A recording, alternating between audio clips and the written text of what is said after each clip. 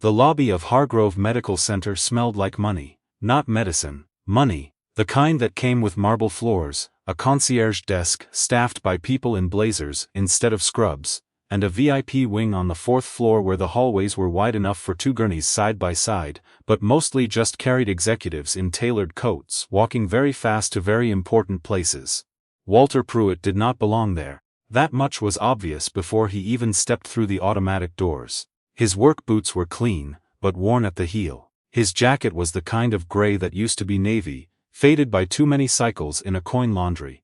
He carried a paper bag from a diner 2 blocks away, a sandwich, a coffee, and a small container of applesauce that his daughter had packed for him that morning because she knew he would forget to eat.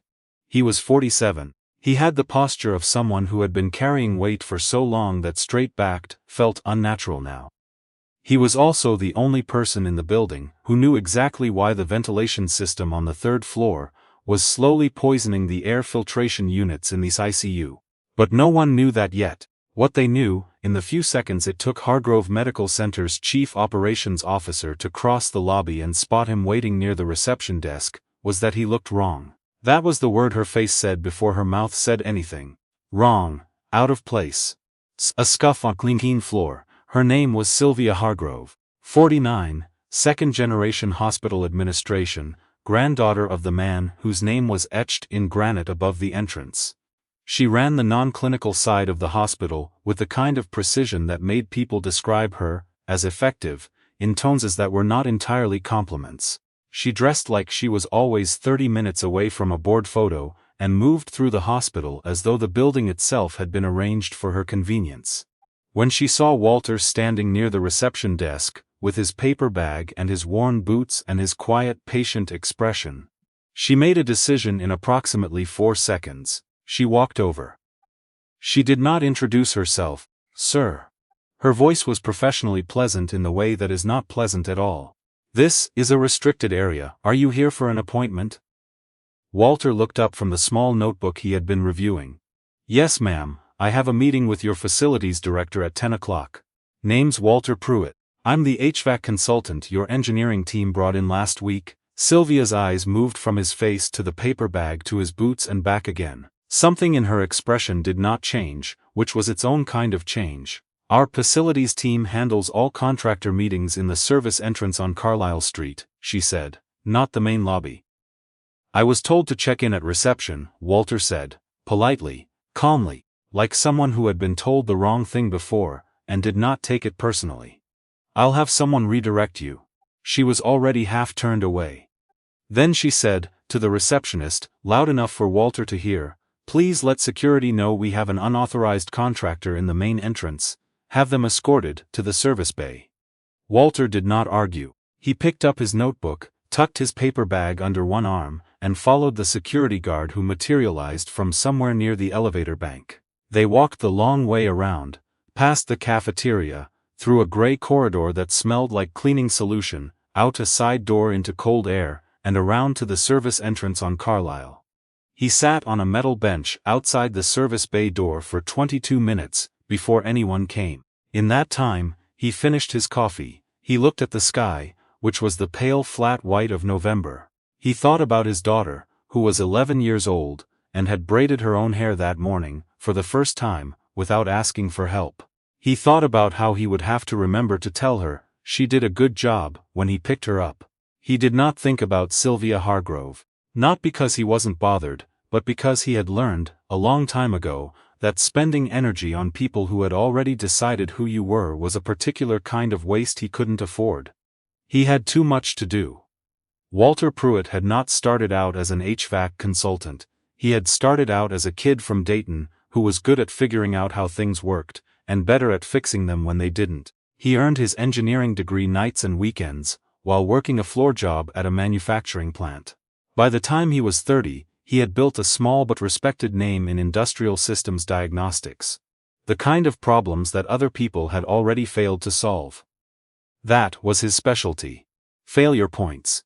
He found them the way some people found lost things, by going quiet and paying attention to what everyone else had stopped looking at. When his wife Rachel died of a cerebral aneurysm 4 years ago, she was 38.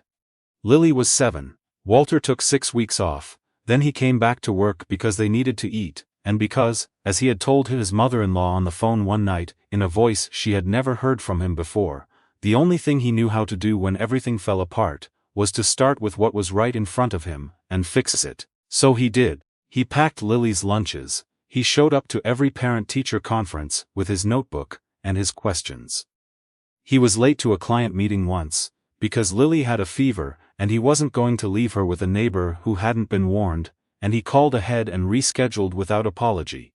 Because that was just what it was. By 47, he had a one-car garage operation, with 3 full-time employees he treated like colleagues, a reputation that spread entirely by word of mouth, and a rotating list of clients who called him not because he was cheap, he wasn't, but because he was the last call, after all the other calls had failed. Hargrove Medical Center was exactly that kind of call. For 11 months, the hospital's facilities team had been chasing a problem they couldn't name. Patients in the ICU were showing elevated respiratory symptoms they couldn't attribute to diagnosis. Air quality testing came back within acceptable ranges. 3 separate HVAC firms had inspected the system and found nothing actionable. The hospital had spent close to $400,000 in assessments, temporary fixes, and equipment replacements, none of which changed the readings in any meaningful way. Walter had been brought in quietly, through a contact in the engineering department, 6 days ago. He had spent those 6 days in the ceiling spaces, in the Z-basement mechanical rooms, in the ductwork, above the 3rd-floor surgical suites. He had barely spoken to anyone. He had filled a notebook and a half, and yesterday, at 9:47 p.m. he had found it. Not a broken component, not a failed unit. A design flaw in the 1987 renovation blueprint that had been compounded by a 2009 modification that no one had cross-referenced against the original load calculations. The interaction between the two created a micro-pressure differential in a specific section of return air ducting that, under certain temperature conditions that had become more common as the hospital expanded its ICU capacity, pulled trace particulates from the mechanical shaft into the air circulation pathway. It was not catastrophic, not yet, but it was cumulative, and it was measurable, and Walter had the numbers and the documentation and the remediation plan sitting in his notebook right now, costing him nothing to share except the time it took to explain it. He just needed someone to be in the room when he did. The facilities director, a man named Bob Tilden, found Walter at the service entrance at 10:22, and looked genuinely embarrassed. "I'm sorry," Bob said, and meant it. "Nobody told me they moved your check-in. I had you on the main lobby list." "It's fine," Walter said. He stood up, shook Bob's hand and followed him inside. They met in a conference room in the basement level, functional, fluorescent lit, with a whiteboard that still had someone else's notes on it from a meeting earlier that week. Walter spread his materials on the table. He did not use presentation slides, he used his notebook, 2 printed schematics he had annotated by hand, and a laptop with a single spreadsheet showing the airflow data he had collected. Bob listened, he asked questions, Walter answered them. Bob asked more questions, Walter answered those too. 40 minutes in, Bob called someone upstairs. 20 minutes after that, 2 members of the engineering leadership team came down. Walter went through it again, slower this time. He had done this before, explained complicated things to people who needed to understand them, not just receive them. He was patient with the questions that circled back. He was direct about what he knew and precise about what he didn't. By noon, there were 6 people in the room. By 12:30, one of them was the chief medical officer. The CMO was a man in his 60s named Dr. Philip Gaines, who had been at Hargrove for 20 years, and who asked questions the way Walter did, quietly, specifically, with the kind of attention that meant he was actually listening to the answer. When Walter finished walking through the remediation timeline, Dr. Gaines looked at the schematic for a long moment. "This is the ductwork above 3C, he said. "Yes. We've had 4 patients with unexplained respiratory deterioration in that ward in the last 8 months. Walter nodded. He had read the general incident reports Bob had shared with him as background context. He had not said anything about them until now, because correlation needed to be walked up to carefully, not jumped at. "I can't make a clinical determination," Walter said. "That's your department, but the environmental data is consistent with the timeline." Dr. Gaines sat back in his chair. He looked at the other people in the room. Who cleared the original remediation contractors, he asked. Nobody answered the question directly. What happened next happened fairly quickly, which was its own kind of answer.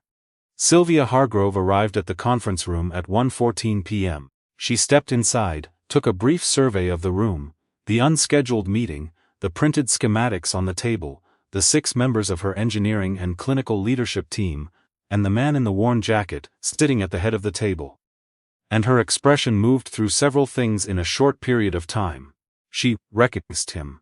Walter could see the moment she placed him. The lobby, the paper bag, the service entrance. He was in the middle of answering a question about phased remediation sequencing. He finished his answer. Then he stopped and waited. The room was very quiet. One of the engineering directors, a woman named Carla, who had been asking the most technical questions for its last hours, said, without looking at Sylvia.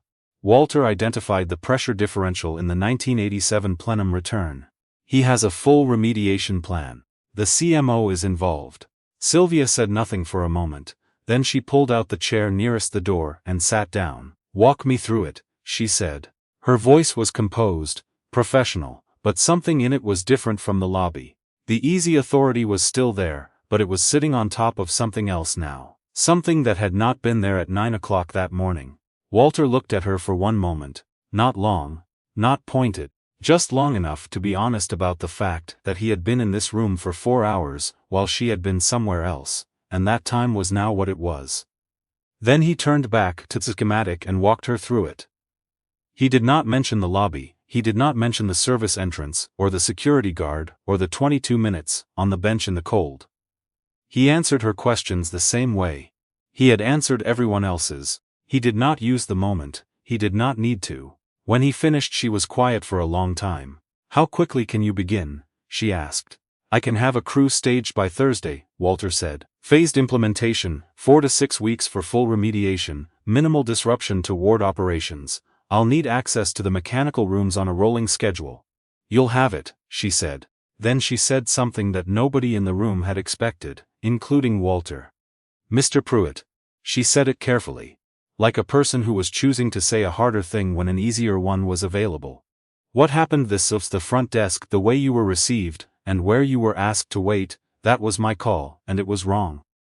I want to say that directly.